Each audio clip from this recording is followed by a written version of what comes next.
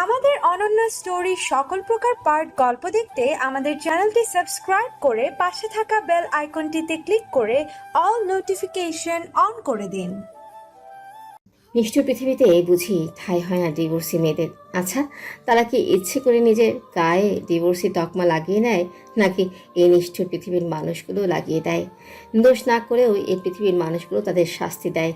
হয়তো তখন প্রকৃতির বড্ড মায়া হয় এই অসহায় মেয়েদের উপর, তাই তো তারা লুকিয়ে নিতে চায় স্বার্থপর পৃথিবীর থেকে।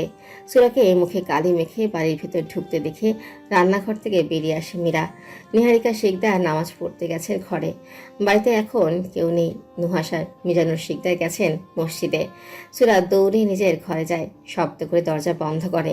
মীরার বুক ধক করে উঠল। এই সময়ে সুরা দরজা বন্ধ করলো কেন? সে ছুটে যায় সুরার ঘরের দিকে। মেঝেতে পানি পড়ে থাকা খেয়াল করে না রমণী। পা পিছলে পড়ে যায় মেঝেতে। পেটে আঘাত পেয়ে চিৎকার করে ওঠে, হাম্মা গো! 8 মাসের ভরা পেট নিয়ে কাতরাতে থাকে মীরা। আজ বুঝি সব হারালো সে, তার সুর পাখি আর তার সন্তানকে হারিয়ে ফেলবে সে। ডুকরে কেঁদে উঠে মীরা। অসহনীয় যন্ত্রণায় ছটফট করে।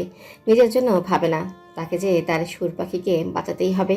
ওঠার চেষ্টা করেও ব্যর্থ হয়। চিৎকার করে নিহারিকা শিকদারকে ডাকতে থাকে। নিহারিকা শিকদার ছুটে আসেন।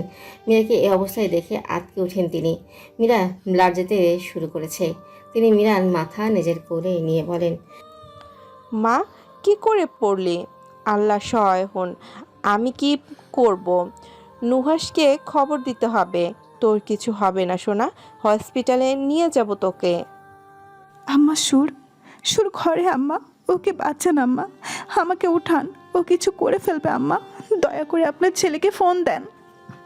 নিহারিকা শিকদারের বুক কেঁপে উঠল অজানা ভয়ে। তিনি মীরাকে ধরে দেয়ালে হেলান দিয়ে বসিয়ে দেন। ছুটে যান মেয়ের কাছে। দরজা বন্ধ দেখে মুখে আঁচল গুজে ফুপিয়ে ওঠেন। দরজা ধাক্কা দেন। দরজা বন্ধ। হয়তো আজ নিজের অভিশপ্ত জীবন থেকে মুক্তি চায় কিশোরী। সুরা সিলিংয়ের সাথে ওড়না বাঁধে। এক দৃষ্টে তাকিয়ে থাকে বাঁধা ওড়নার দিকে। বাইরে মা, বাবা আর ভাই ডাকছে তাকে। আর কখনো হয়তো বাবার মুখে শুনতে পাবে না হাম্মা চান। মায়ের মুখে শুনতে পাবে না আমার মা। ভাই হয়তো আহ্লাদে শুয়ে বলবে না আমার পুতুল সোনা। ভাবি নামক বড় বোনের কাছে আবদারের ঝুড়ি নিয়ে বসা হবে না। কুচুপুকেও দেখা হবে না। একটা কলঙ্ক এভাবেই হয়তো শেষ করে দেয় সুরার মতো মেয়েদের, যারা বাঁচতে চায় কিন্তু নিষ্ঠুর পৃথিবী কেড়ে নেয় বাঁচার উপায়। সুরার চোখ দিয়ে এক ফোঁটা অশ্রু গড়িয়ে পড়ে। অস্ফুট স্বরে আওড়ালো, ওরা আমায় বাঁচতে দিল না আম্মা।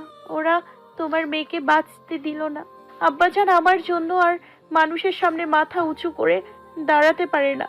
আব্বাজানের নিচু মাথা আমাকে বড্ড কষ্ট দেয়। ও আল্লাহ, আপনি আমায় ক্ষমা করে দেবেন তো? আমায় ফেলে দিয়েন না। মাটিকে বলেন আমাকে যেন একটু ঠাঁই দেয় তার বুকে। আমার আম্মার মতো সেও যেন আমাকে আগলে নেয়। এই নিষ্ঠুর পৃথিবী আমাকে কলঙ্কে কলঙ্কিত করলো। বিশ্বাস করে যার হাত ধরলাম, পরিবারকে ছেড়ে যাকে আপন করলাম, আজ সেই মানুষটা আমাকে কলঙ্ক দিল। আমার চোখের সামনে অন্য নারীর সাথে তার অন্তরঙ্গ মুহূর্তের দৃশ্য আমি সহ্য করতে পারি না। বিশ্বাস ভেঙে আমাকে অতল সাগরে ডুবিয়ে দিল।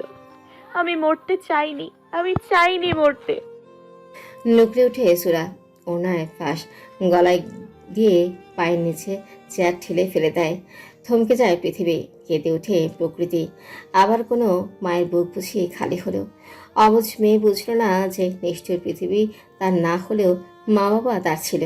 যারা তাকে আগলে রাখলো তাদের কথা কি ভাবা উচিত ছিল না? কিন্তু আমরা একবারও কি ভাবি না। তাদের কষ্টের কথা সন্তান ভাবলেই স্বার্থপরের মতো আত্মহত্যার পথ বেছে নিত না। তারা স্বার্থপর পৃথিবী থেকে মুক্তি পেতে নিজেও স্বার্থপরের তকমা গায়ে লেপটে নেয়। তাই হয়তো প্রকৃতি তাদের ঘৃণা করে, ঠাঁই দেয় না তার বুকে। আত্মহত্যা একমাত্র মুক্তির পথ না। এক জীবনে লড়াই করে বেঁচে থাকতে কয়জন পারে? আমাদের উচিত নিজেকে ভালোবাসা, তবেই না আমরা আত্মহত্যার পথ থেকে সরে আসব। একটা কথা মনে প্রাণে বিশ্বাস করা, কষ্টের সাথেই রয়েছে স্বস্তি। নুহাস আর মিজানুর শিকদার দরজা ভেঙে ঘরে ঢুকে অর্ধমৃত সুরাকে গিয়ে ধরেন। নুহাস নামায় বোনকে। সুরা প্রায় জ্ঞান শূন্য। মেয়েকে করে তুলে নেয় এক অভাগা বাবা। প্রকৃতি কেঁদে উঠে এই দৃশ্যে। আহ, কি নিদারুণ যন্ত্রণা! বাবা রাজকন্যা আজ আবার বাবার কোলে উঠেছে। কিন্তু পার্থক্য এটাই, আজকে রাজকন্যা আবদার করে বলেনি আমায় কোলে নাও আব্বাজান। সদর হাসপাতালে ভর্তি করা হয়েছে মীরা আসুরাকে। মিজানুর শিকদার চোখ বন্ধ করে বসে আছেন হসপিটাল করিডোরের চেয়ারে। নুহাস মাকে বুকে আগলে নিয়ে সান্ত্বনা দিচ্ছে। মীরা ভালো থাকলেও বাচ্চাকে বাঁচানো যায়নি। 8 মাসের বাচ্চা প্রিমেচিওর হলেও ডাক্তার জানায় মীরাকে হসপিটালে আনতে দেরি হয়েছে। সুরা এখনও বিপদমুক্ত না, জ্ঞান ফিরেনি তার। মীরাকে কেবিনে দেওয়া হলে সবাই মীরার কেবিনে যায়। নুহাসের কোলে এক নিষ্পাপ বাচ্চা তুলে দেয় নার্স। নিহারিকা শিকদার নাতিকে দেখে ফুপিয়ে ওঠেন। শখের জিনিসগুলো বুঝি বেশি দিন থাকে না। হয়তো বাচ্চাটাও বুঝেছিল এই পৃথিবী নিষ্ঠুর, তাই হয়তো চোখ মেলে একবারও দেখেনি সে। অভিমান নিয়ে চলে গেছে।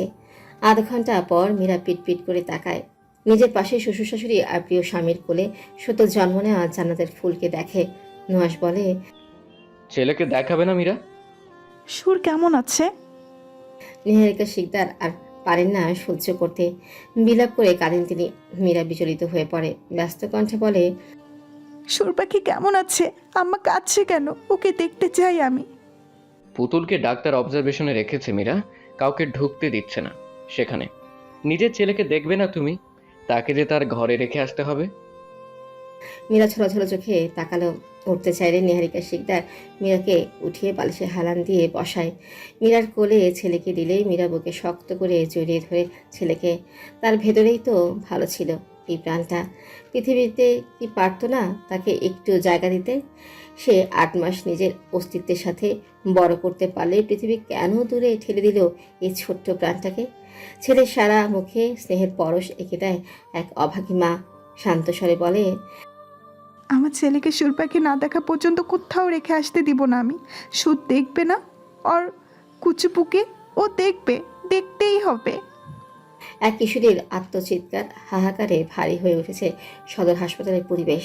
মাঝে মাঝে কিছু মানুষ উঁকি দিয়ে দেখছে কিশোরী মেয়ের বিষাদময় মুখশ্রী। সুরার জ্ঞান ফিরেছে মিনিট 15। এখানকার ডাক্তার পরিচিত হওয়ায় ঢুকতে দেয় কেবিনে।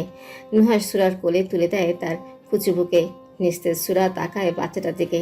নিজেকে দোষী ভাবে সে। তাকে বাঁচাতে গিয়েই তো এই নিষ্পাপ শিশুকে বিসর্জন দেয় এক মা। কি করে সবার সামনে দাঁড়াবে সে? মুখে আগলে নিয়ে চিৎকার করে কেঁদে ওঠে সুরা। গলার ব্যথায় বিষিয়ে ওঠে শরীর। তার হাহাকারে বুক ভারী হয়ে হসপিটালের প্রত্যেকটা মানুষের। সুরা বিড়বিড়িয়ে অস্পষ্ট স্বরে বলে, আমার জন্য তুই পৃথিবীর মুখ দেখাতে পারলি না। ফুপি খুব খারাপ, তাই না সোনা? ফুপিকে কখনো মাফ করবি না, কথাতে মাফ করবি না কখনো। তোর খুনি আমি তোকে খুন করেছি, মাফ করবি না কখনো। ফুপি তোকে খুব ভালোবাসে সোনা, খুব ভালোবাসে। সুরার থেকে নুহাস ছেলেকে নিতে চাইলে সে দেয় না। পাগলামি শুরু করে। গলার স্বর ভেঙে গেছে তার। গলার ব্যথায় কোকিয়ে ওঠে। অবস্থা বেগতিক দেখে নুহাস ডাক্তার ডাকে। সুরাকে ঘুমের ইঞ্জেকশন দিলে সে ঘুমিয়ে পড়ে। নুহাস আর মিজানুর শিকদার চলে যায় জান্নাতের ফুলকে তার আসল বাগিচায় রেখে আসতে। সেটাই তো তার আসল ঠিকানা। মাঝে কেটে গেছে 3 দিন। সুরা আগে চেয়ে আরও চুপচাপ হয়ে গেছে। আজ হসপিটাল থেকে বাড়ি নিয়ে এসেছে সুরা আর মীরাকে। সুরার ঘরে বিছানায় লেপ্টে শুয়ে আছে সুরা, চোখ তার সিলিংয়ের দিকে। পাশে বসে আছে মিজানুর শিকদার, নিহারিকা শিকদার আর নুহাস। মিজানুর শিকদার মেয়েকে উঠিয়ে বসিয়ে বুকে আগলে নিয়ে মাথায় হাত বুলিয়ে দিলেন। এখন বুঝি বাবার বুকটা শান্তিতে ভরে গেল। বাবার কি কখনো নিজের ভালোবাসা প্রকাশ করতে পারে? নাকি সন্তান কখনো বাবাকে বলে, আমি তোমাকে ভালোবাসি বাবা? একে অপরের উপর এই নিশ্চুপ নীরব ভালোবাসার গভীরতা অনেক বেশি হলেও আমরা বাবার প্রতি ভালোবাসা প্রকাশ করতে পারি না। আর না বাবা পারে।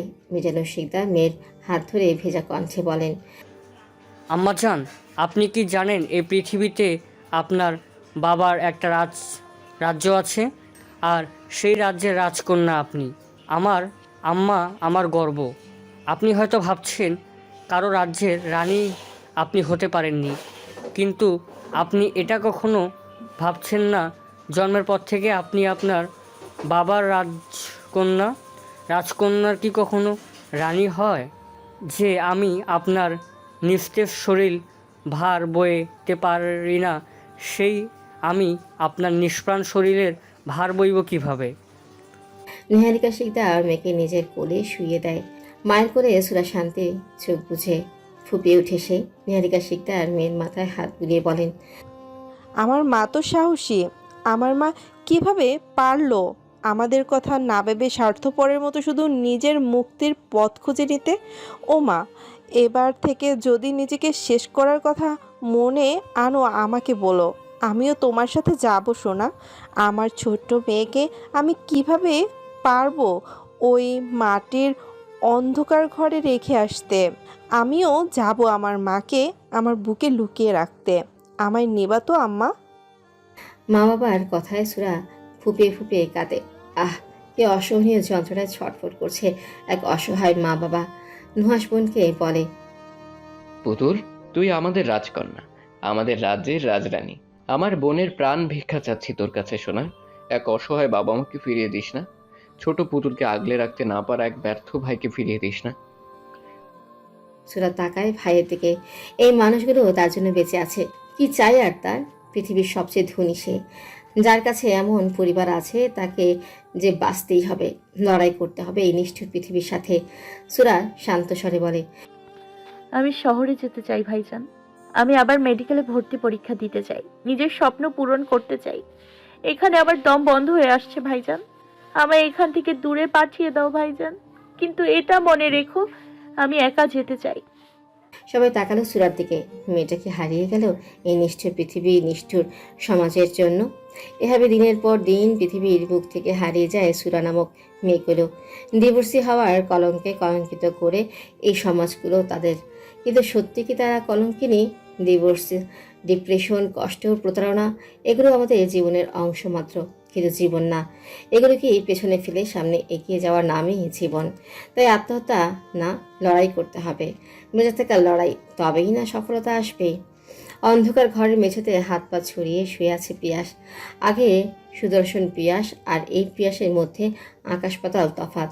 সারাদিন নেশায় বুঁদ হয়ে থাকে সে, কিন্তু যাকে ভোলার জন্য নেশায় আসক্ত, কই তার আসক্তি তো কাটে না। অন্ধকার ঘর আলোকিত হলে মুখ কুচকে নেয় পিয়াস। ঋতুকে দেখে উঠে বসে। ঋতু এগিয়ে এসে পিয়াসের পাশে বসে। গোছানো ঘর আজ অগোছালো। মদের বোতল ছড়িয়ে ছিটিয়ে আছে। মদের বিদঘুটে গন্ধে কাক গুলিয়ে আসছে ঋতুর। ঋতু তাকায় পিয়াসের দিকে। এই ছেলেটাকে সে নিজের ভাইয়ের মতো ভালোবাসে। ঋতু শান্ত স্বরে বলে, এসব কি পিয়াস? আজ কতদিন পরে বাসায় আসলি? কোথায় ছিলি এতগুলো দিন? পিয়াস কিছু বলে না। ঋতু বলে, সুরাকে কষ্ট কেন দিলি পিয়াস? মেয়েটা তোকে বিশ্বাস করে নিজের সবটুকু বিসর্জন দিয়ে তোর হাতটা ধরেছিল, আর তুই কিনা সেই হাত মাঝপথে ছেড়ে দিলি। পিয়াস তাচ্ছিল্য হাসে, বলে, আমি তো তার হাত সারা জীবন ধরে রাখতেই চেয়েছিলাম আপু। দেখো, আমি এখন ওর হাত ধরার জন্য হাত বাড়িয়ে আছি, কিন্তু আমার সুর কই? কোথাও নেই। পিয়াসের এক চোখ দিয়ে অশ্রু গড়িয়ে পড়ে। চোয়াল শক্ত করে আবারও বলে, ওই নষ্টা মেয়ের আমাকে দেয়া হয়নি। আমার কাছ থেকে আমারই বড় ভাইয়ের সাথে নষ্টামি করতে বাধলো না ওর। ঘৃণা করি আমি তাকে, ঘৃণা করি। চেঁচিয়ে উঠল পিয়াস। বসা থেকে উঠে দাঁড়ালো সে। পাগলের মতো ঘরে আসবাবপত্র ভাঙচুর করে। ভয়ে একপাশে দাঁড়িয়ে থাকে ঋতু। সবাই ছুটে আসে পিয়াসের ঘরে। অন্ত দাঁড়িয়ে দেখে এক পাগল প্রেমিকের পাগলামি। পিয়াস ড্রেসিং টেবিলের কাচের ফুলদানি ছুঁড়ে মারে, ভেঙে চুরমার হয়ে যায়। একটা কাচের টুকরো এসে পিয়াসের পায়ে বিঁধে। পিয়াস চোখ কেচে নিচে বসে পড়ে। অন্ত ছুটে গিয়ে পিয়াসকে ধরে। অন্তের দিকে তাকিয়ে থাকে পিয়াস। শুকিয়ে যাওয়া ক্ষত বুঝিয়ে আবারও তাজা হয়ে উঠল। পিয়াস ধাক্কা দেয় অন্তকে। খোঁড়াতে খোঁড়াতে বিছানায় গিয়ে বসে। ছেলের এসব পাগলামি সহ্য হলো না পল্লব তালুকদারের। তিনি পিয়াসের কাছে গিয়ে থাপ্পড় মারেন ছেলের গালে। মুহূর্তেই পিনপদ নীরবতা ছেয়ে গেল তালুকদার বাড়ি। আঞ্জুমান বেগম ছুটে গিয়ে পিয়াসকে ধরে। বড় আদরের ছেলে তার। ছেলের এই অবস্থা সহ্য করতে পারছেন না তিনি। তার জন্য সুরাকে অভিশাপ দেন। ওই মেয়ের জন্যই তো তার ছেলের এই অবস্থা। অন্ত ভরাট কণ্ঠে বলল, তোমরা সবাই এখন এই ঘর থেকে যাও, আমার কথা আছে পিয়াসের সাথে। ঋতু, তুই আর অনন্যা থাক এখানে। অনন্যা চকিতে তাকায় অন্তের দিকে। ভয় হয় তার। পিয়াস রাগান্বিত স্বরে বলে, তোর সাথে আমার কোনো কথা নাই। তুই এক্ষুনি বিদায় হ আমার চোখের সামনে থেকে। পল্লব তালুকদার ছেলেকে ধমকে ওঠে, পিয়াস, তুমি ভুলে যাচ্ছ অন্ত তোমার বড় ভাই। আমি এইসব মেয়ে নিব না। পিয়াস শব্দ করে হেসে ওঠে। সবাই তাকালো তার দিকে। পিয়াস কণ্ঠে তাচ্ছিল্য নিয়ে বলে, বড় ভাই? কে বড় ভাই? ওই নষ্ট পুরুষ আমার বড় ভাই না। ঘৃণা করি আমি সবাইকে। চলে যাও তোমরা, যাও। চেঁচিয়ে উঠে পিয়াস। পল্লব তালুকদার অসহায় চোখে অন্তের দিকে তাকালে সেই ইশারায় আশ্বস্ত করে তাকে। পল্লব তালুকদার আর আঞ্জুমান বেগম বেরিয়ে গেলে অন্ত আর দরজা লাগিয়ে চেয়ার টেনে বসে। ঋতু আর অনন্যা দাঁড়িয়ে দেখে অন্তকে। অন্ত শান্ত স্বরে বলে, ছোটবেলা থেকেই তুই আমার বড্ড আদরের পিয়াস। আমি সবসময় তোর ভালো চেয়েছি। আমি জানি না তুই কেন সুরাকে বিয়ে করেছিলি কাউকে না জানিয়ে, কিন্তু এইটুকু বিশ্বাস ছিল ভালোবাসিস তুই মেয়েটাকে। ভালোবাসলে কি প্রিয় মানুষটার শরীর বেল্টের আঘাতে রক্তাক্ত করা যায়? এটাই কি ভালোবাসা পিয়াস? পিয়াস শান্ত চোখে তাকায় অন্তের দিকে। অন্ত সে চোখের ভাষা বুঝতে পায় না। অন্ত আবার বলে, সেদিন রাতের কথা মনে আছে তোর? তোর হয়তো মনে নেই, কিন্তু আমার ঠিকই মনে আছে। মেয়েটাকে মেরে রক্তাক্ত অবস্থায় ফেলে গিয়েছিলিস তুই। নেশায় এতটাই মাতাল ছিলিস যে অনন্যার সাথে অন্তরঙ্গ মুহূর্ত কাটাতেও তোর বাঁধেনি। অন্তের কথায় চমকে উঠল তিনজন। পিয়াস হতভম্ব হয়ে তাকিয়ে আছে। কিভাবে সম্ভব? তার মানে তার ধারণাই ঠিক। সকালে যখন নিজেকে অনন্যার ঘরে পায় তখন চমকে যায় পিয়াস। তাকিয়ে দেখে ঘরে কেউ নেই। সন্দেহ যাকে মনে, সে জানে অনন্যা তাকে পছন্দ করে। রাতের কথা মনে পড়ে না তার। রাতে তো বেশি নেশা করেনি সে, তবুও কেন কিছু মনে করতে পারছে না, বুঝতে পারে না। হঠাৎ চিৎকার চেঁচামেচি শুনে বাইরে বেরিয়ে যায়। অন্তের ঘরে গিয়ে সুরাকে দেখতেই মাথা খারাপ হয়ে যায় পিয়াসের। এত কিছুর মধ্যে ভুলে যায় সবকিছু। পিয়াসের দিকে তাকিয়ে অন্ত আবারও বলে, রাতে আমি বাইরে থেকে এসে দেখি সুরা অনন্যার ঘরের সামনে জ্ঞান হারিয়ে পড়ে আছে। ওকে তুলতে গিয়ে আমাকে সবচেয়ে জঘন্য অনাকাঙ্ক্ষিত দৃশ্যের সম্মুখীন হতে হয়। আমার ছোট ভাই আর বোনের অন্তরঙ্গ দৃশ্য আমার মস্তিষ্কতে পিষিয়ে তোলে। ছি, যে দৃশ্য আমি সহ্য করতে পারিনি, সেই অনাকাঙ্ক্ষিত দৃশ্য ছোট মেয়েটা সহ্য করবে কিভাবে? আমি চাইনি বাড়ির সবার সামনে নিজের ছোট বোন আর ভাইকে ছোট করতে, তাই সকলের সামনে কিছু বলিনি আমি। কিন্তু যে কলঙ্ক, যে আঘাত তোরায় ছোট মেয়েটাকে দিলে, তার কি হবে পিয়াস? সারা রাত মেয়েটা জ্বরে কাতরাতে থাকে, কিন্তু আমি একা ঘরে ছিলাম না, ঋতুও ছিল। পিয়াস ছলছল চোখে ঋতুর দিকে তাকালে ঋতু বলে, হ্যাঁ পিয়াস, আমি ওর মাথায় জলপট্টি দিয়ে দিয়েছিলাম। মেয়েটার দোষ না থেকেও তুই মেয়েটাকে কলঙ্কিত করলি। পিয়াস উঠে দাঁড়ালো। অনন্যার মুখোমুখি দাঁড়িয়ে শান্ত স্বরে বলে, কেন এমন করলি অনু? আমি হুঁশে না থাকলেও তুই তো ছিলিস। আমার এত বড় ক্ষতি কেন করলি? যা করেছি বেশ করেছি পিয়াস ভাই। আমি আপনাকে বলেছিলাম আমি আপনাকে ভালোবাসি, কিন্তু আপনি কি করলেন? আমাকে প্রত্যাখ্যান করে ওই কালী মেয়েকে বিয়ে করলেন। আমি এত সহজে মেনে নিব? আমি যেখানে আমার ভালোবাসা পেলাম না সেখানে আপনাকে কিভাবে আপনার ভালোবাসা পেতে দেই? পিয়াস গলা টিপে ধরে অনন্যার আকস্মিক ঘটনায় হকচকিয়ে গেল সকলেই। অন্ত দ্রুত গিয়ে পিয়াসকে ছাড়িয়ে আনে। ঋতু দুই হাত দিয়ে ধরে অনন্যাকে। শ্বাসরুদ্ধ হয়ে আসে অনন্যার। কাশতে কাশতে মেঝেতে বসে পড়ে সে। পিয়াস চেঁচিয়ে বলে, তোকে খুন করে ফেলবো আমি। নষ্টা মেয়ে মানুষ, আমার সুরকে কষ্ট দিস তুই? নিজেকে একবার প্রশ্ন করতো পিয়াস, সব দোষ কি অনন্যার?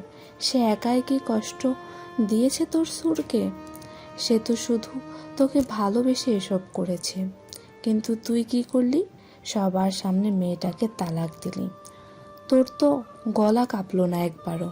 তালাক শব্দে নাকি মহান আল্লাহর আরশ কেঁপে ওঠে, সেখানে তোর বুক কাঁপলো না কেন? পিয়াস চুপ করে কেঁদে উঠল। নিচে বসে অন্তের পা জড়িয়ে ধরে আর্তনাদ করে ওঠে। ভাই, আমি বাঁচবো না সুরকে ছাড়া। ওকে এনে দাও তুমি, আমি ওকে নিয়ে দূরে কোথাও চলে যাব। ও ভাই, তোমার পায়ে পড়ি, সুর তোমার কথা শুনবে। ও তো তোমাকে নিজের বড় ভাই মনে করে। আমি নোংরা নর্দমার কীট। আমি এক্ষুনি যাব ওকে আনতে। আমাকে ফিরিয়ে দিতে পারবে না সে। ভাই, এ ভাই, ওই মেয়েটা নিজের সব কিছু ছেড়ে আমার হাত ধরলো, আর আমি ওর হাত শক্ত করে ধরে রাখলাম। কেন ভাই? ওকে ফিরিয়ে আনার সব পথ কি বন্ধ হয়ে গেল? অন্ত নিচে বসে পিয়াসকে জড়িয়ে ধরে। ভাইয়ের কষ্টে বুকটা কত বিক্ষত হচ্ছে তার। ঋতু এগিয়ে এসে পিয়াসের মাথায় হাত বুলিয়ে বলে, সুরার কখনো ফিরবে না পিয়াস। আমি গেছিলাম ওর কাছে। ওই হাসি খুশি পরিবারটাকে তুই শেষ করে দিয়েছিস। সুরা চলে গেছে গ্রাম থেকে। মেয়েটা নাকি গলায় ফাঁসি দিতে গিয়েছিল। চোখেতে তাকায় অন্ত আর পিয়াস। পিয়াস উঠে দাঁড়িয়ে ব্যস্ত কণ্ঠে বলে, আমার সুর? ঠিক আছে, সে শরীরটা বেঁচে আছে, কিন্তু তার আত্মার মৃত্যু ঘটেছে। সে আর কখনো ফিরবে না তোর কাছে। আমার সুর ফিরবে? রাগ বড়ই অদ্ভুত জিনিস। শেষ করে দেয় সুমধুর সম্পর্ক। সম্পর্ক গড়তে বছরের পর বছর লাগে, কিন্তু ভাঙতে কয়েক সেকেন্ডও লাগে না। সম্পর্ক কাচের মতো, একবার ভেঙে গেলে আর জোড়া লাগে না, আর লাগলেও সেই দাগ রয়েই যায়।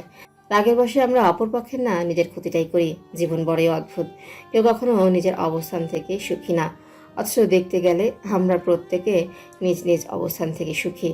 জীবনে কষ্ট আসবেই, তাই বলি কি আমরা নিজের থেকে মুখ ফিরিয়ে নিব? আমার অবস্থান আমি ছাড়া কেউ ভালো বুঝবে না। অন্য কেউ হয়তো আমাদের সান্ত্বনা দিতে পারবে, কিন্তু ওই অসহনীয় যন্ত্রণা ভাগ নিতে পারবে না। তাই আমাদের উচিত আগে নিজেকে ভালোবাসা।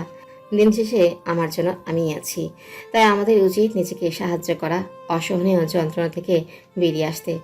একবার ভেবে দেখা উচিত, আমার জন্য কেউ কষ্ট পাচ্ছে না তো? মা বাবার কথা ভেবে বেঁচে থাকা উচিত। আত্মহত্যা মুক্তির পথ না, কোনো সমাধান না। হতেও তো পারতো আজ আমরা যেমন আছি তার চেয়েও খারাপ থাকতে পারতাম। নিজ অবস্থান থেকে কখনো ভালো কারো দিকে তাকাতে নেই। আজ আমাদের চোখ আছে, হাত আছে, পা আছে, ধরতে গেলে মহান রাব্বুল আলামিনের শ্রেষ্ঠ সৃষ্টি আমরা। কিন্তু আশেপাশে তাকালেই দেখা যায় কারো হাত নেই তো কারো পা নেই। কষ্ট করে বেঁচে থাকার লড়াই করে তারা, কিন্তু তাদের কষ্ট দেখার সময় কি কারো আছে? আমরা ব্যস্ত জীবনে কি কি পেলাম না তার হিসাব নিয়ে নিশ্চয় পৃথিবীতে স্বার্থপর মানুষ। বর্তমান শিকদার বাড়ি আজ থমকে গেছে, যেন এক রাজকন্যা আর্তনাদ হাহাকারে বাড়ির আনাচে কানাচে বিষাদের ছায়া। চূড়ার মুখে তার বিষাক্ত অতীত শুনে থমকে গেছে সকলে। কারো মুখে কোনো কথা নেই, শুধু চোখের অশ্রু অজান্তেই সিক্ত করছে তাদের কপোলদ্বয়। অশ্রুসিক্ত হয়নি শুধু দুই মানবীর, একে অপরের দিকে শান্ত চোখে তাকিয়ে আছে তারা। ওই চোখকে মনের অব্যক্ত সুপ্ত অনুভূতি ব্যক্ত করছে, জানা নেই কারোর। নিহারিকা শিকদার আর মিজানুর শিকদার মেয়ের কাছে এগিয়ে যান। মেয়েকে তুলে সোফায় বসিয়ে দেন মিজানুর শিকদার। বুকে আগলে নিয়ে ভেজা কণ্ঠে বলেন, আম্মাজান, আপনাকে বলেছিলাম না আপনি আমার রাজ্যের রাজকন্যা? আপনার কান্নায় আমার বুক ভারী হয় আম্মা। রাজকন্যারা কি এভাবে কাঁদে? আমার মা তো অনেক বুঝদার। ওরা কলঙ্কিত করলে কি আমার মা অপবিত্র হয়ে গেল?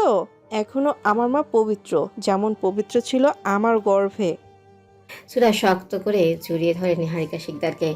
ডুকরে কেঁদে উঠল সে, অস্ফুট স্বরে বলে, ওরা আবার তোমার মেয়েকে কষ্ট দেবে আম্মা, ওরা আবার আমাকে কলঙ্ক দেবে। ওরা কেউ ভালো না আম্মা, তোমার মেয়েকে তুমি লুকিয়ে নাও। আমার মুখে দেখো কালি লেগে আছে।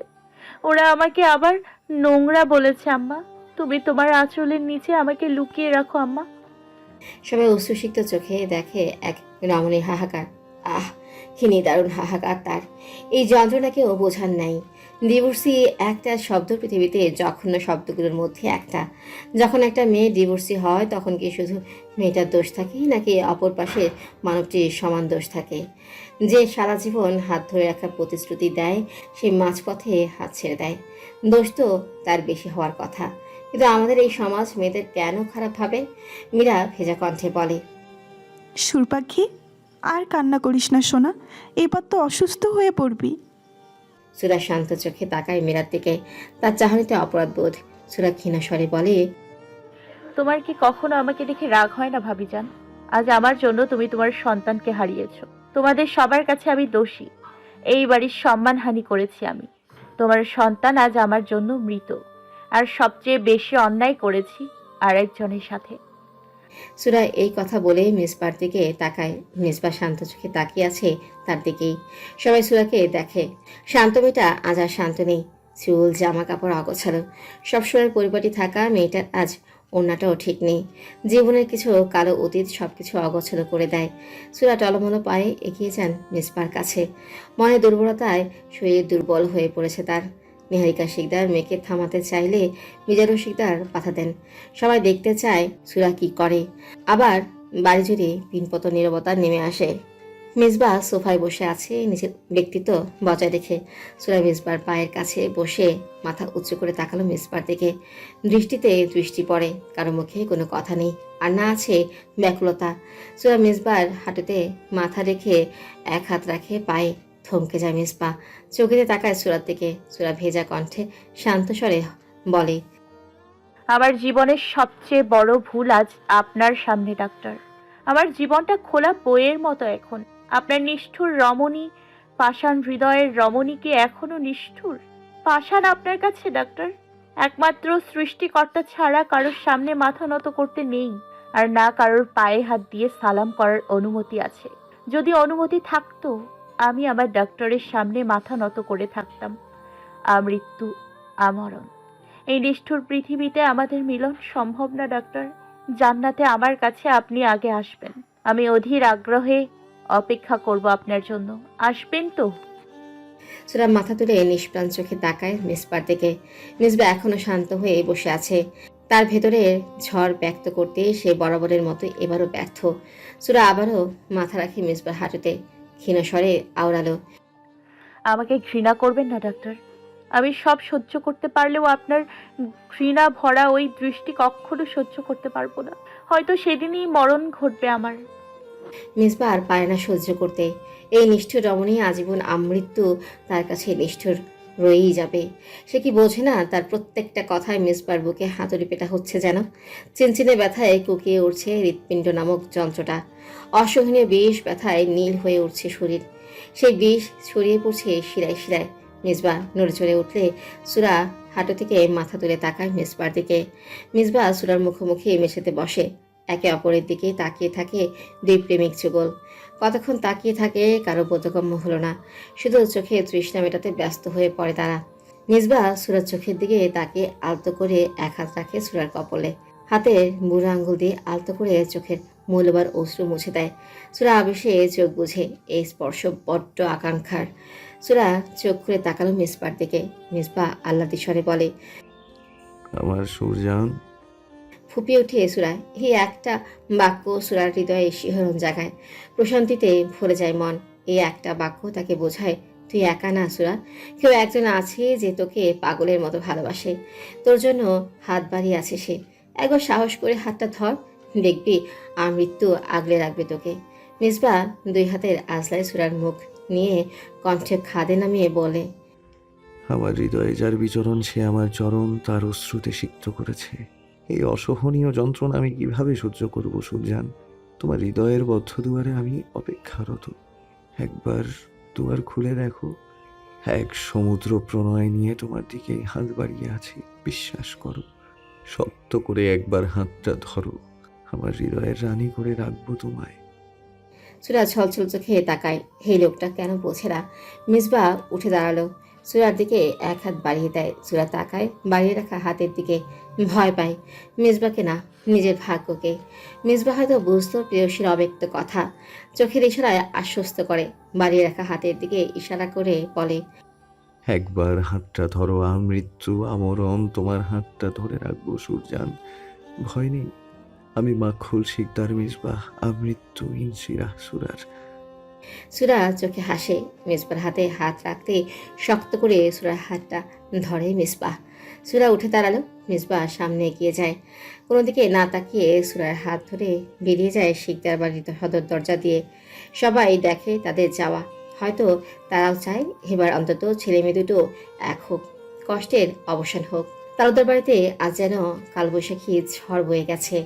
চারিদিকে ভাঙা কাঁচের টুকরো ছড়িয়ে ছিটিয়ে আছে। এপাশে ফুপিয়ে কাচ্ছে অনন্যা, তাকে ধরে আছে বাড়ির নতুন বউ ঋতু। যাই হোক না কেন বিয়ে না করে আসতে পারেনি অন্ত। সে চেয়েছিল সুরার কাছে যেতে, কিন্তু ভাইকেও তো সামলাতে হবে তাকে। সুরাকে এই নুহাস নিয়ে যাওয়ার পরে পিয়াস চলে আসে সেখান থেকে। বিয়ের পরে কেউ আর সেখানে না থেকে বাড়িতে আসে। বাড়িতে অনন্যা ঢুকতেই পিয়াস থাপ্পড় মারে তাকে। পিয়াস আবারও অনন্যার দিকে তেড়ে গেলে অন্ত ধরল তাকে।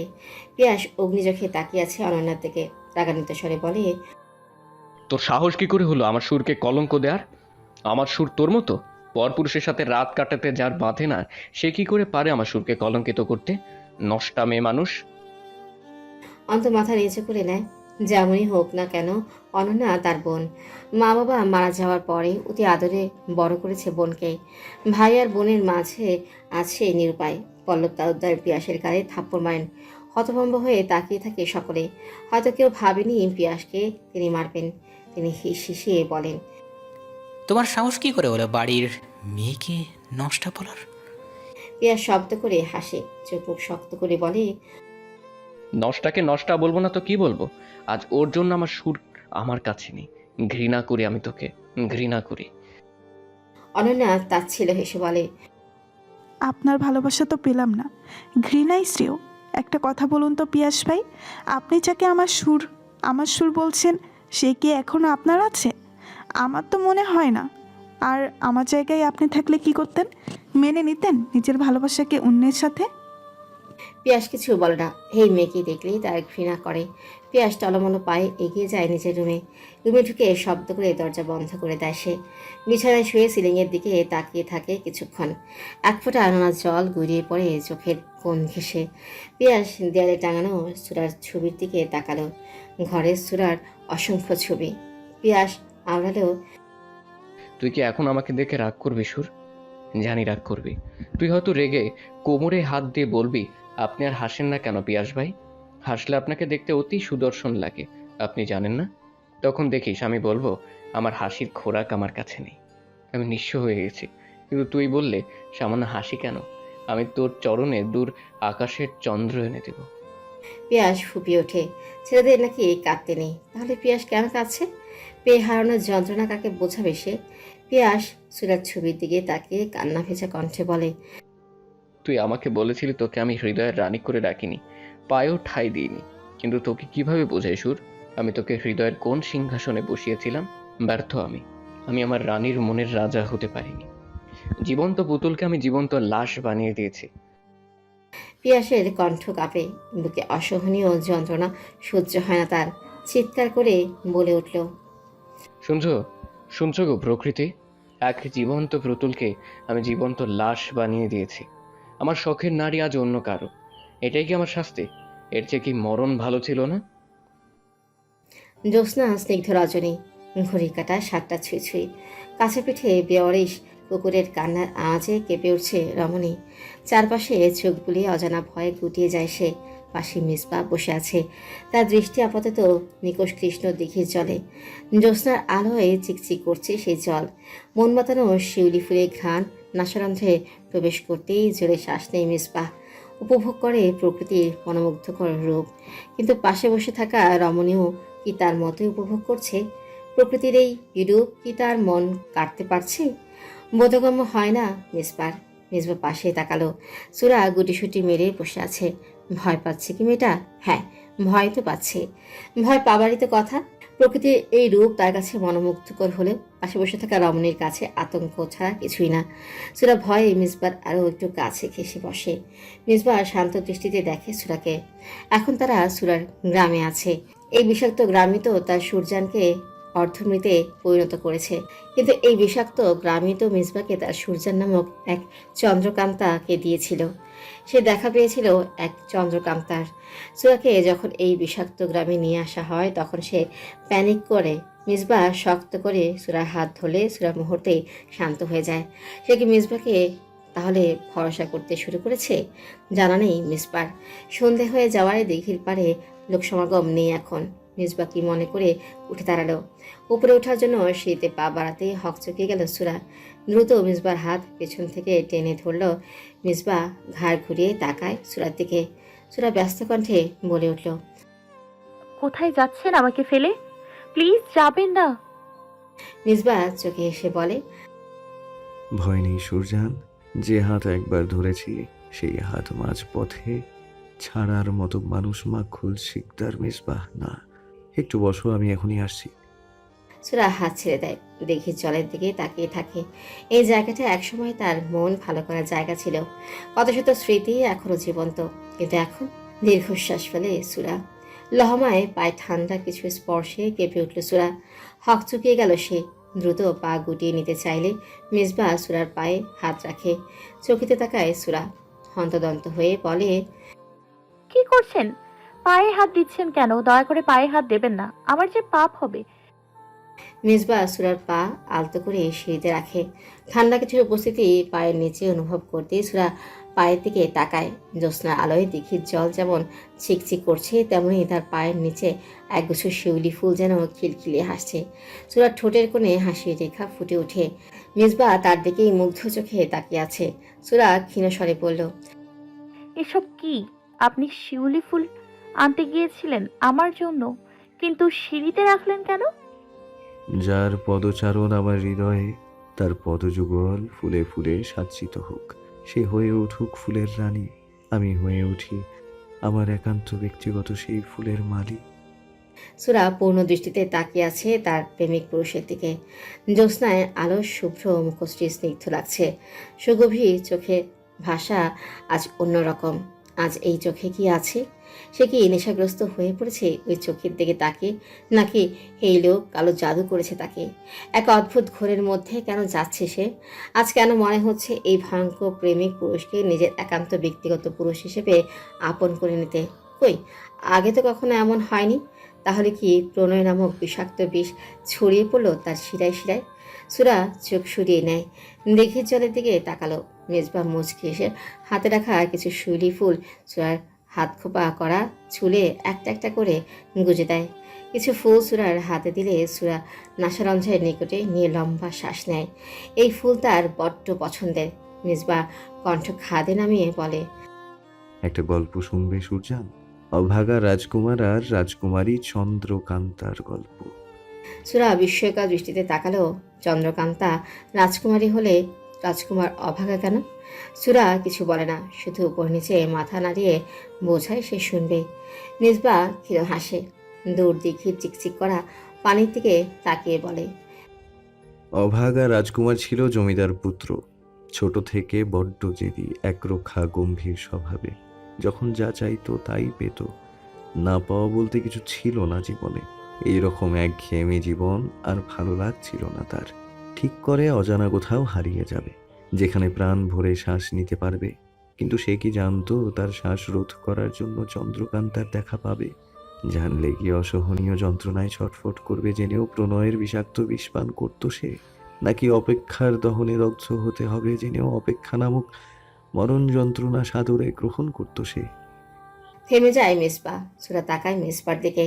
মিসবা দিঘির পানির দিকে তাকিয়ে আবারও বলল, এক শিশির ভেজা শিউলি ফুলের রাজ্যে চন্দ্রকান্তার আগমনে থমকে যায় রাজকুমার। সব সময় বিজয়ী হওয়া রাজকুমার হেরে যায় এক কিশোরী চন্দ্রকান্তার মায়ায়। সেদিন হেরে যায় সে তার চোখের হাসি মাখা অশ্রুর মায়ায়। হেরে যায় কুয়াশার চাদরে ঢাকা স্নিগ্ধ ওই মুখশ্রীতে। প্রথম দেখায় শিশির ভেজা ঘাসে চন্দ্রকান্তার পদযুগল যখন পড়েছিল, তখন রাজকুমারের হৃদয়ে তার সূচনা ঘটে। হৃদয়ে চন্দ্রকান্তার বিচরণ সুপ্ত অনুভূতির জোয়ারে ভেসে যায় অভাগা রাজকুমার। চন্দ্রকান্তা ভেবেছিল পদ্মযুগল বুঝি শিশির ভেজা শিউলি ফুল ছুঁয়ে নিচ্ছে। খিরিখিরিয়ে হেসে উঠেছিল সে। বোকা চন্দ্রকান্তা! চন্দ্রকান্তার ওই পদযুগল যে রাজকুমারের ঠোঁট ছুঁয়ে দিচ্ছিল বুঝল না। তার ওই হাসিতে বীর রাজকুমার প্রথম দেখেছিল তার সর্বনাশ। হারিয়ে ফেলেছিল তার নিজের মাত্রা, কঠোর ব্যক্তিত্ব, অস্তিত্ব। সুরা ডুকরে কেঁদে উঠল। তার বুঝতে বাকি নেই চন্দ্রকান্তা আর কেউ না সে, কিন্তু তার প্রেমিক পুরুষ তার জন্যই আজ অভাগা রাজকুমার। এই মানুষটা আগমন তার জীবনে অনেক আগেই ঘটেছিল, কিন্তু ভাগ্য তাদের এক করেনি। নিষ্ঠুর ভাগ্যের উপর রাগ হলো সুরার। সুরা ভেজা কণ্ঠে বলল, রাজকুমার কেন চন্দ্রকান্তাকে তখনই আপন করে নিল না ডাক্তার? তাহলে তো চন্দ্রকান্তা কলঙ্কিত হতো না। মিসবা সুরার চোখের দিকে তাকিয়ে কণ্ঠ খাদে নামিয়ে বলে, চন্দ্রকান্তার কলঙ্ক যেমন আছে, তেমন তার জ্যোৎস্নাও আছে। জ্যোৎস্নায় ঢাকা পড়ে যায় তার শত কলঙ্ক। আমি আমার ব্যক্তিগত চন্দ্রের জ্যোৎস্না হয়ে তার সব কলঙ্ক ঢেকে দেব। সে শুধু নূর ছড়াবে আমার হৃদয়। চন্দ্র ছাড়া জ্যোৎস্নার যেমন অস্তিত্ব নেই, তেমন কলঙ্ক ছাড়া চন্দ্রের। সুরা ছলছল চোখে তাকিয়ে থাকে। এই সুদর্শন পুরুষকে তার একান্ত ব্যক্তিগত পুরুষ হিসেবে আপন করে চাওয়া কি পাপ হবে তার? নাকি এই নিষ্ঠুর পৃথিবী উপহাস করে বলবে, মেয়ে তুমি ডিভোর্সি হয়ে এক সুদর্শন পুরুষকে চাও? লজ্জা করো, এ যে ঘোর পাপ। পাপী তুমি। সুরা এই নিষ্ঠুর পৃথিবীকে তখন হয়তো বলে উঠবে, এই প্রেমিক পুরুষকে চাওয়া যদি পাপ হয় তাহলে পাপী আমি। আমি পাপের রাজ্যে ডুবেও একমাত্র তাকেই চাইব। সুরা ডুব করে কেঁদে উঠল। মিসবা শান্ত চোখে দেখে তার প্রেয়সীকে। এই মেয়ের কান্না তাকে বড্ড পীড়া দেয়। মিসবা অনুভূতিহীন কণ্ঠে বলে, আমার সুজান, সে আমার শখের নারী, কিন্তু আফসোস আমি তার শখের পুরুষ হতে পারি না। সুরা মিসবার চোখে চোখ রেখে বলল, কে বলেছে হতে পারেননি ডাক্তার? বিস্মিত দৃষ্টিতে তাকালো মিসবা। সুরা মিসবার গালে 2 হাত রেখে আদরে গলায় বলল, আমার শখের পুরুষ, একান্ত ব্যক্তিগত পুরুষ আমার ডাক্তার। কিশোরীর আবেগ তরুণীর অনুভূতির কাছে হেরে গেছে ডাক্তার। মিসবা ফ্যাল ফ্যাল করে তাকিয়ে আছে সুরার দিকে। অতি শোকে মস্তিষ্ক হয়তো কাজ করা বন্ধ করে দিয়েছে তার। সুরা মিসবার হতভম্ব মুখ দেখে হাসি পেল। সুরা চোখে হেসে বলে, আমায় বিয়ে করবেন ডাক্তার? মিসবা কি ঠিক শুনলো নাকি স্বপ্ন দেখছে? মিসবা কি ভেবে কপালে ভাঁজ ফেলে বলল, আমি হয়তো ভুল কিছু শুনলাম। কাল হসপিটালে গিয়ে একবার চেক আপ করাবো। এই বয়সে কানে কম শুনলে তো বউ জুটবে না কপালে। সুরা বিরক্ত হলো। এই লোক ভারী চালাক। এই লোক যে আবারও শুনতে চাইছে খুব করে বুঝেছে সুরা। সুরা মিসবার গাল থেকে হাত সরিয়ে দুষ্টু হেসে বলল, ঠিক বলেছেন ভাইয়া, আপনার চেক আপ করা দরকার। তবে কাজ হবে বলে মনে হয় না। বয়স তো আর কম হলো না আপনার। আর আমি কোথায় ভাবছিলাম আপনাকে বিয়ে করব, কিন্তু এখন দেখছি আপনি কানে কম শোনেন। আমি বরং আব্বাজানকে বলি পাত্র খুঁজতে। মিসবা শুকনো কেসে উঠল। এই মেয়ে ভারী পচাত। মিসবা কটমটা করে সুরার দিকে তাকালে সুরা ফিক করে হেসে দেয়। মিসবা ঠোঁটের কোণে হাসির রেখা দেখা দিল। সুরা মিসবার চোখে চোখ রেখে শান্ত স্বরে বলে, আমাকে আপনার হৃদয়ের রানী না করলেও চলবে, শুধু আপনার পায়ে একটু ঠাঁই না হয় দিবেন ডাক্তার। মিসবার কণ্ঠ খাদে নামিয়ে বলে, ভুল বললে মেয়ে। যাকে হৃদয়ে ঠাঁই দেওয়া যায় তাকে কখনো পায়ে রাখেনি, আর যাকে পায়ে ঠাঁই দেওয়া হয় সে কখনো হৃদয়ের রানী হয় না। তুমি আমার হৃদয়ের রানী, হৃদয় হরণী, চক্ষু শীতলকারিণী। তোমাকে পায়ে কিভাবে ঠাঁই দেই বলো? তুমি তো বিচরণ করো আমার হৃদয়ে। সুরা চোখে হাসে। মিসবা উঠে দাঁড়ালো। সুরার দিকে হাত বাড়িয়ে দিতেই সুরা বিনা বাক্য পেয়ে মিসবার বাড়িয়ে রাখা হাতটা শক্ত করে ধরে উঠে দাঁড়ালো। সুরা আকাশের দিকে তাকিয়ে দেখে আজ চাঁদ হাসছে। হয়তো তার খুশিতে সামিল হচ্ছে সে। রাত্রি 2য় প্রহর, তবুও এখনো ঘুম নেই শিকদার বাড়ির সকলের। সবাই একদৃষ্টে তাকিয়ে আছে সোফায় আয়েসি ভঙ্গিতে বসা মিসবার দিকে। সুরা এক কোনায় মাথা নিচু করে দাঁড়িয়ে আছে। আর চোখে একবার সবাইকে দেখে নিল সুরা। সবার মুখ থমথমে। সুরা ঠোঁট উল্টায়। মিসবার দিকে আর চোখে তাকিয়ে দেখে সে দিব্যি আয়েসি ভঙ্গিতে বসে আছে। তার মধ্যে কোনো হেলদোল নেই। একটু আগে যে এই নির্লজ্জ বেহায় অসভ্য লোক বিনা মেখে বজ্রপাত ঘটিয়েছে কে বলবে? তারা গ্রাম থেকে শিকদার বাড়িতে ফিরতে রাত হলেও কেউ ঘুমোয়নি তখনও। এতে যে মিসবার সুবিধা হয়েছে ঢের বুঝেছে সে। মিসবা এসে সোফায় মোজাবেল শিকদারের পাশে বসে গম্ভীর পুরুষালী ভরাট কণ্ঠে বলে, আমার যে বিয়ে করার বয়স হয়েছে ভুলে গেছো নাকি বড় জমিদার সাহেব? নাতির বিয়ে না দিয়ে মরতে চাইলে সে গুড়ে বালি। একটা প্রাপ্তবয়স্ক যুবক বাড়িতে ঘুরঘুর করছে, অথচ তোমাদের তাকে বিয়ে দেওয়ার কোনো চিন্তা নেই। দেখে আমি অবাক হচ্ছি। এখানে তোমাদের রাতের ঘুম হারাম হবার কথা, সেই চিন্তায় নিজের বিয়ের কথা আমি তো আর নিজের মুখে বলতে পারি না। লজ্জা বলে কিছু তো আছে নাকি? তখন থেকে সবাই হতভম্ব হয়ে তাকিয়ে আছে মিসবার দিকে। হাসুরা সেই যে মাথা এঁচে করেছে আর তুলেনি। সুরা মনে মনে গালি দিল মিসবাকে। এর নাকি বিয়ের কথা বলতে লজ্জা করে। লজ্জারা আজ নির্ঘাত এসব শুনে সুইসাইড করবে। মোজাবেল শিকদার নড়ে চড়ে বসল। গম্ভীর স্বরে বলে, তা বিয়ে করতে চাইছে যখন ভালো কথা, কাল থেকে মেয়ে দেখি তাহলে। সুরা চকিতে তাকায় মোজামেল শিকদারের দিকে। সকলে হক চকিয়ে গেল। মিসবা ভ্রু কুচকায়। মোজামেল শিকদারের দিকে তাকিয়ে বলে, নিজের বাড়ির মেয়ে থাকতে পরের বাড়ির মেয়েকে টাকা খরচ করে পালতে যাব কেন? টাকা খরচ করে খাওয়ালে নিজের বাড়ির মেয়েকে খাওয়াবো। পরের বাড়ির মেয়েকে খাইয়ে লাভ নেই, পরে নিন্দা করবে। আমি আবার সচেতন না করি। মোজাবেল শিকদার ঠোঁট চেপে হাসেন। নড়ে চড়ে গম্ভীর স্বরে বলেন, বাড়ির বিবাহযোগ্য মেয়ে 2 জন, আমার বড় গিন্নি আর দিয়ানাথ বউ। দিয়ার বিয়ে তো ঠিক হয়ে আছে শিহাব দাদু ভাইয়ের সাথে, আর বড় গিন্নি তো আমার গিন্নি। আমি তো তোমার সাথে বিয়ে দেওয়ার মতো কাউকে দেখছি না ছোট জমিদার সাহেব। মিসবা বিরক্ত হলো। কপালে ভাঁজ ফেলে বলল, এতদিন বউ ছিল আমার প্রণয়ের ভিলেন, আর আজও যখন বউ আমার নায়িকা তখন তার পরিবার ভিলেন। মগের মূল্য পেয়েছো? সবাই ঠোঁট চেপে হাসে। সুরা ভ্রু কুচকায়। অসভ্য লোক তাকে শেষমেশ ভিলেন উপাধি দিল। সুরা পঞ্চপাণ্ডবের দিকে তাকিয়ে দেখলো সবাই তার দিকে তাকিয়ে দাঁত কিলিয়ে হাসছে। সুরা কটমটো করে তাকালো মিসবার দিকে। মিসবা ভ্রুকুটি করে তাকিয়ে আছে মোজামেল শিকদারের দিকে। মোজামেল শিকদার মিসবার কথা সম্পূর্ণ অগ্রাহ্য করে সুরার দিকে তাকিয়ে বলেন, দেখো বড় গিন্নি, তোমার সামনে কিন্তু 2টো উপায় আছে। এক, তুমি যদি আমায় বিয়ে করো তাহলে এই জমিদার বাড়ির বড়গিন্নি হবে তুমি, ভাবা যায়? আর 2, তুমি যদি ছোট জমিদার সাহেবকে বিয়ে করো তাহলে বলবো সে কিন্তু শূন্য। আমি কিছু না দিলে সে কিছুই পাবে না, শূন্যতা ছাড়া কিছুই পাবে না কিন্তু। মিসবা বিরক্ত হলো বটে। এই বড় জমিদার তার পথের কাটা হবে আগে জানলে কাউকে না জানিয়ে সুরাকে বিয়ে করে হানিমুন চলে যেত সে, একেবারে বাচ্চার সঙ্গে ফিরত, তখন দেখতো মানে কিনা। সুরা মেজবার বিরক্তি মাখা মুখের দিকে তাকালো। মেজবা সুরার দিকে তাকালে দৃষ্টিতে দৃষ্টি পড়লো। সুরা মেজবার চোখে চোখ পড়তেই বলল, আমি তার শূন্যতার মাঝেই পরিপূর্ণতা খুঁজে নিব। মোজামিল শিকদারের মুখে হাসি ফুটে উঠল। শিকদার বাড়ির যেন প্রাণোচ্ছল হয়ে উঠল। তবে কি দুটো হৃদয়ে সন্ধি করতে চলল। অন্ধকারকে পরাজিত করে বিজয়ী বেশে আলো আসবেই, শত কষ্টের পরে আসবে সুখ। আমাদের জীবনের প্রত্যেকটা জিনিস ওতপ্রোতভাবে জড়িত। আমাদের জীবনে দুঃখ কষ্ট আসে বলেই আমরা সুখ অনুভব করতে পারি। মহান রাব্বুল আলামিন বলেছেন, নিশ্চয়ই কষ্টের সাথেই রয়েছে স্বস্তি। সূরা ইনশিরাহ।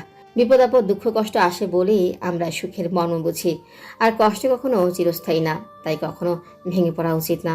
আমাদের সবসময় আমাদের সৃষ্টিকর্তার উপর বিশ্বাস ভরসা রাখা উচিত। সবসময় মনে রাখা উচিত, যিনি এই দুর্বিষহ অসহনীয় যন্ত্রণা দিয়েছেন তিনি এর থেকে আমাদের মুক্তি করবেন। আমরা যদি পার্থিব জীবনে এই পরীক্ষায় উত্তীর্ণ হতে পারি তাহলে আমাদের জন্য অপেক্ষা করছে সৃষ্টিকর্তার সৃষ্টি উপহার জান্নাত। তাই আমাদের ভেঙে না পড়ে ভরসা রাখতে হবে, একদিন আলোর মুখ আমরাও দেখব। তাহলে কোনো মায়ের বুক খালি হবে না, কোনো বাবাকে তার সন্তানের লাশ কাঁধে নিতে হবে না। যে মা মরণ যন্ত্রণাকে উপেক্ষা করে তার সন্তানকে এই পৃথিবীর মুখ দেখায়, আমরা কি একবারও তার কথা ভাবি? না, ভাবি না। ভাবলে স্বার্থপরের মতো আত্মহত্যার পথ বেছে নিতে পারতাম না। সামান্য মুক্তির আশায় যারা এই আত্মহত্যার পথ বেছে নেয় তারা কি আদৌ মুক্তি পায়? পায় না। জীবনে কষ্টকে বড় করে না দেখে ধৈর্য ধারণ করতে হবে, তবেই না আমরা আমাদের সৃষ্টিকর্তার সৃষ্টি উপহার পাবো। তাই আমাদের ভেঙে না পড়ে ভরসা রাখতে হবে। অন্ধকারের অবসান ঘটিয়ে নতুন ভোর আসবেই। শিকদার বাড়িতে আজ যেন খুশির পসরা বসেছে। জমিদার বাড়ির গিন্নিরা সকাল সকাল কোমরে আঁচল গুজে কাজে লেগে পড়েছেন। বিয়ে বাড়ি বলে কথা, বাড়ির 2 ছেলে মেয়ের বিয়ে তো আর যে সেভাবে দেওয়া যায় না। মুনতাহা শিকদার চুলায় মাংস রান্না করতে করতে মিসবাকে বকাবকি করছেন। করবেনই তো। কাল রাতেই মিসবা সবাইকে জানিয়ে দিয়েছে বাদাসও তার আর সুরার আগ। সবাই রীতিমতো ভ্যাবাচাকা খেয়ে যায়। কোনো ছেলে কি নিজের বিয়ে ঢাকঢোল এভাবে পেটায়? সুরার মধ্যে কোনো হেলদোল নেই। সে হয়তো এমন কিছুর জন্য আগে থেকেই প্রস্তুত ছিল। মিসবা থেকে লজ্জার লও আশা করা বোকামি। সে তো আর বোকা না। মোজামিল শিকদার কিছুদিন সময় চাইলে মিসবা শান্ত স্বরে বলে, যেখানে বিয়ে করব আমি সেখানে তোমার সময়ের প্রয়োজনের কোনো কারণ দেখছি না। বড় জমিদার সাহেব, অনেক কষ্টে বউকে বিয়ের জন্য রাজি করিয়েছি। তোমাকে সময় দিতে গিয়ে দেখা গেল বউ আমার হিরোইন থেকে আবার ভিলেন হয়ে গেল। মাহমুদ শিকদার ছেলের উদ্দেশ্যে বলেন, লজ্জা করো একটু। বাড়ির সবার সামনে নিজের বিয়ের কথা বলতে লজ্জা করছে না? এত নির্লজ্জ কিভাবে হলে? আমার তো রীতিমতো সন্দেহ জাগে তুমি আমার ছেলে কিনা। মিসবা সোফা ছেড়ে উঠে দাঁড়ালো। ব্যঙ্গাত্মক স্বরে বলে, তোমাকে আগেও বলেছি, আজও বলছি, লজ্জা নারীর ভূষণ। ওইসব লজ্জা আমি পেলে তোমাদের বংশ নির্বংশ হতে বেশি টাইম লাগবে না। আর বাই এনি চান্স তুমি কি আমার মাকে সন্দেহ করছো? এই দিনও দেখার ছিল। আমার তো তোমাকে সন্দেহ হয়, তুমি আমার বাবা তো। সবাই ঠোঁট চেপে হাসে। মাহমুদ শিকদার ছেলের কথায় বিরক্ত হলেন বটে। মুনতাহা শিকদার হতভম্ব হয়ে তাকিয়ে থাকেন ছেলের দিকে। এবার তো তারও সন্দেহ হচ্ছে এই নির্লজ্জ মানব তার ছেলে কিনা। মাহমুদ শিকদারের দিকে তাকিয়ে ইশারায় বোঝান, বেশ হয়েছে, আরও লাগতে যাও ছেলের পেছনে। মাহমুদ শিকদার 2 পাশে অনবরত মাথা নাড়লেন। এই ছেলে কোনো দিনও ভালো হবে না। মোজামিল শিকদারের বোঝা হয়ে গেছে, কালকে বিয়ের আয়োজন করতে হবে। মিসবা মিজানুর শিকদারের কাছে গিয়ে সোফায় বসে। মিজানুর শিকদার মিসবার দিকে তাকালো। মিসবা মিজানুর শিকদারের এক হাত তার 2 হাতের মুঠোয় পুরে বলে, তোমার রাজকন্যাকে আমায় দিবে চাচ্ছু? তোমার রাজকন্যাকে আমি আমার একান্ত ব্যক্তিগত রাজ্যের রাজরানী করে রাখবো। বিষাদের বিষাক্ত ছায়া আমাকে ছুঁলেও তোমার রাজকন্যাকে ছুঁতে দেব না। তোমার রাজকন্যাকে আমাকে দাও না চাচ্ছু। মিজানুর শিকদার হাউমাউ করে কেঁদে উঠল। মেয়েটা সুখের মুখ দেখবে ভেবেই বাবার মন আনন্দে কেঁদে ওঠে। সুরা ফুপিয়ে ওঠে। মিজানুর শিকদার মিসবার মাথায় হাত বুলিয়ে বলেন, আমার রাজকন্যা হাত কখনো ছাড়বি না আব্বা। সবসময় মনে রাখবি তোর চাচ্চু তার সবচেয়ে মূল্যবান কোহিনূর তোর হাতে তুলে দিয়েছে। মিসবা অমায়িক হাসি মুখে ফুটিয়ে বলে, তোমার কোহিনূরকে আমি আমৃত্যু বুকে আগলে রাখবো চাচ্ছু। মিসবা সুরার দিকে তাকালো। সুরা তার দিকেই ছলছল চোখে তাকিয়ে আছে। মিসবা অমায়িক হাসে, সে পেয়ে গেছে তার সুরজানকে। সুরার মুখেও হাসি ফুটে উঠল। মিসবা আর বসে না থেকে সিঁড়ি বেয়ে উপরে উঠে যায়। যাওয়ার আগে বলে যায় বাদাসর সে সুরাকে বিয়ে করবে। কোনো আত্মীয় স্বজনের প্রয়োজন নেই। যারা দুঃখের দিনে পাশে থাকে না তাদের আনন্দের দিনে পাশে রাখা বোকামি। মিসবা সেই বোকামি করতে চায় না। মুনতাহা শিকদার ছেলের উপর বড্ড বিরক্ত। বাড়ির ছেলে মেয়ের বিয়ে হবে অনেক বড় আয়োজন করে, তা না ঘরোয়াভাবে বিয়ে হচ্ছে। ফোঁস করে তপ্ত শ্বাস ফেলে রান্নায় মন দেন তিনি। ছেলেরা সবাই গোসলের জন্য পুকুরে গেছে। গোসল শেষে মসজিদে যাবে নামাজ পড়তে। মেয়েরা এখন সুরার ঘরে। আজ সকালে প্রিয়া এসেছে। সুরা প্রিয়াকে দেখে প্রথমে অবাক হলেও পরে প্রিয়ার পেছনে মিসবাকে দেখে বুঝতে পারে মিসবা প্রিয়াকে নিয়ে এসেছে। প্রিয়া এখন সুরার পাশে বসে হাজারো রকমের কথা ঝুড়ি নিয়ে বসেছে। দিয়া তীক্ষ্ণ দৃষ্টিতে তাকিয়ে আছে প্রিয়ার দিকে। এই মেয়েটাকে তার সহ্য হচ্ছে না। একমাত্র বেস্ট ফ্রেন্ডের পাশে অন্য কোনো মেয়েকে ফ্রেন্ড হিসেবে মেনে নেওয়া সত্যিই কষ্টকর। আর বেস্ট ফ্রেন্ড মানেই সে একান্তই আমার বেস্ট ফ্রেন্ড। সুরা আর চোখে দিয়ার দিকে তাকায়। মেয়েটা বড্ড হিংসুটে। দুই বেস্ট ফ্রেন্ডের মাঝে সুরা পড়েছে বিপদে। দিয়া বিয়ে শাড়ি কসমেটিক্স ব্যাগ থেকে বের করে বিছানায় রাখে। মন খারাপ করে ক্ষীণ স্বরে বলে, এগুলো সব সার দিয়েছে সুরার জন্য, বের করে রাখলাম, ওকে সাজিয়ে দাও কেউ। সে কি সাজিয়ে দেব মানে? তুমি কোথায় যাচ্ছ? দিয়া সুরার দিকে আর চোখে তাকায়। পরক্ষণে প্রিয়ার দিকে তাকিয়ে রাগান্বিত স্বরে বলল, রুমে, এখন তো আমার কোনো প্রয়োজন নেই। সুরা মুচকি হাসে। বিছানায় থেকে নেমে দিয়ার গলা জড়িয়ে ধরে বলে, কে বলেছে প্রয়োজন নেই? আমি আমার দুই বেস্ট ফ্রেন্ডের কাছেই সাজবো, তাছাড়া আর কারোর কাছে সাজবো না। পরে সাজগোজের অভাবে আমার আর বিয়ে করা হবে না। তখন তোর প্রাণ প্রিয় নির্লজ্জ স্যার বলবে আমি আবার ভিলেনের ক্যারেক্টারে ফিরে গেছি। দিয়া ভ্রু কুচকে তাকায়। সে তো সাজাতে চায় সুরাকে, কিন্তু প্রিয়ার জন্য কিছুতেই কিছু করতে ইচ্ছে করছে না তার। প্রিয়া বিছানা থেকে উঠে এসে দিয়াকে অপর পাশ থেকে জড়িয়ে ধরে বলল, বেস্ট ফ্রেন্ড বরাবরই দুজন হতে হবে, কে বলেছে? তিনজন কি হতে পারে না? দিয়া খারাপ লাগলো। এতক্ষণ শুধু শুধু এই ভালো মেয়েটাকে হিংসা করছিল সে। দিয়া একগাল হেসে জড়িয়ে ধরে সুরা আর প্রিয়াকে। মেহের মীরা হাসে এদের কাণ্ড দেখে। মেহের পরক্ষণে চোখ ছোট ছোট করে বলে, এই তোমরা কি চাইছো বলো তো? বিয়ে করার অভাবে ভাইয়ার দুর্ভিক্ষ দেখা দিক? তাড়াতাড়ি সাজাও তো, কত কাজ ওইদিকে পড়ে আছে, সেদিকে খেয়াল আছে তোমাদের? সুরা মেয়েকে রাগ দেখে বলে, তবে রে পাকামি। সবাই হেসে উঠল। সুরাও মুচকি হাসে। আজ তার শখের পুরুষকে সে তার একান্ত ব্যক্তিগত পুরুষ হিসেবে পাবে। ও প্রিয়া, ও প্রিয়া, তুমি কোথায়? ও প্রিয়া, ও প্রিয়া, তুমি কোথায়? আকস্মিক পুরুষালী বেসুরো কণ্ঠে নিজের নামে গাওয়া গান শুনে হকচকিয়ে গেল প্রিয়া। সে এসেছিল জমিদার বাড়ির বাগানে গোলাপ ফুল নিতে, সুরার খোপায় গুজে দেওয়ার জন্য। কিন্তু হঠাৎ করে বেসুরো কণ্ঠে গান শুনে মনটা বৃতৃষ্ণায় ভরে গেল প্রিয়ার। প্রিয়া পেছনে ফিরে তাকালো। জিহাদ দাঁত কেলিয়ে দাঁড়িয়ে আছে দেখে প্রিয়া ভ্রু কুচকে গেল। এই ছেলেকে তার একদম পছন্দ না। বজ্জাত ছেলে, সেদিন থেকে ফেলে দিয়েছিল। প্রিয়া শক্ত কণ্ঠে বলে, একদম আমার নাম নিয়ে আপনার হেড়ে গলায় হাম্বা হাম্বা করবেন না বলে দিলাম। ইস, ছি, কি জঘন্য গলা! আর একটু হলেই আমার হার্ট অ্যাটাক হতো। জিহাদ বাঁকা হেসে প্রিয়ার সামনে দাঁড়ালো। প্রিয়ার দিকে একটু ঝুঁকে আসলে প্রিয়া পিছিয়ে যায়। জিহাদ ডোন্ট কেয়ার ভাব নিয়ে বলল, এ কি, তোমার নাম প্রিয়া নাকি? আমি তো আমার প্রিয়াকে খুঁজছিলাম। সে আবার আমার মধুর কণ্ঠের গান শুনলেই ছুটে ছুটে আসে। প্রিয়ার মুখে বিরক্তি ঝরে ঝরে পড়ছে। প্রিয়া মুখে বিরক্তি নিয়েই বলল, একদম মিথ্যা বলবেন না, এখানে আমি ছাড়া আর কোনো প্রিয়া আছে বলে আমার মনে হয় না। তুমি দেখছি চোখে কম দেখো নাকি? এত সুদর্শন পুরুষকে তোমার এত কাছ থেকে দেখে চোখে আমাকে ছাড়া কিছুই দেখছো না? কোনটা? প্রিয়া কটমট করে তাকালো। এই লোকটাকে তার অসহ্য লাগছে। গোলাপের কাঁটাযুক্ত গাছে ছুঁড়ে মারতে ইচ্ছে করছে। প্রিয়াকে রাগিয়ে দিতে পেরে মনে মনে হাসে জিহাদ। এই মেয়েটা প্রথম সাক্ষাতেই তার হৃদয় হরণ করেছে।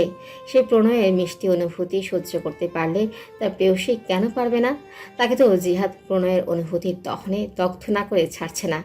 প্রিয়া চলে যেতে চাইলে জিহাদ আবারও হেরে গলায় গেয়ে ওঠে। প্রিয়া কটমট করে তাকালো জিহাদের দিকে। জিহাদ ক্যাবলা মার্কা হাসি দিয়ে আবারও গেয়ে উঠল। নিঃশ্বাস আমার তুমি জানের দুনিয়া, প্রিয়া আমার প্রিয়া। নিঃশ্বাস আমার তুমি জানের দুনিয়া, প্রিয়া আমার প্রিয়া। কিভাবে তোমায় ছাড়া আমি বাঁচি? যেও না দূরে, থাকো কাছাকাছি। তুমি দূরে গেলে আমার প্রাণটা যাবে উড়িয়া।